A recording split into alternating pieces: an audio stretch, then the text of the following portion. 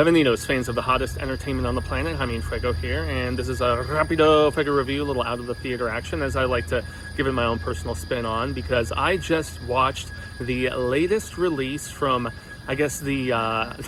artist formerly known as Angel Studios, because they just refer to themselves as Angel now, and it is entitled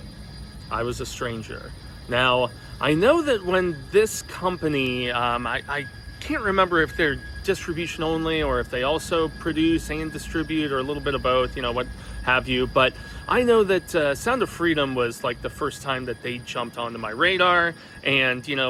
they put out a lot of faith-based stuff, and most notably, Christian stuff, and I watched their animated David film that they just put out, David from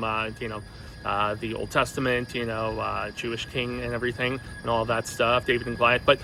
this is further evidence to me that Angel is really diversifying what they are attempting to do, because this is not an in-your-face Christian sort of situation. This is,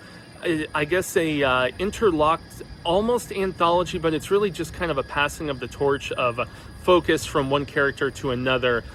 with regards to Syrian refugees and just the very contentious situation back there and in like various parts of the Middle East. I'm a registered independent, so I'm not here to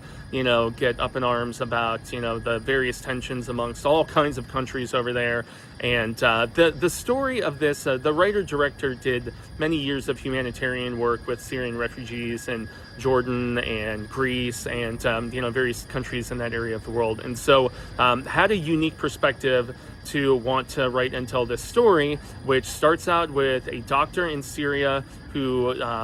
she is basically clashing with some of the military forces that she's attempting to save the lives of certain defectors, terrorists, those who are going against the Syrian government. And so she is attempting to get out of the country with her daughter after a very catastrophic situation that really knocked me on my ass when I was watching this. And so she's attempting to get out, and then the torch is proverbially passed to this soldier who gets kind of mixed up with her, and how he's having some doubts about his allegiance and seeing some of the corruption and